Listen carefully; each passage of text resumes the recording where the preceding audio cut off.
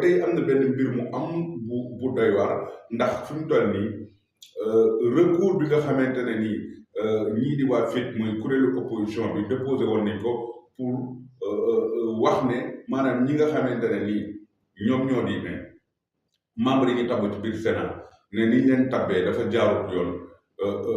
li nga xamante ne nii nag kii déposé woon nañ ko di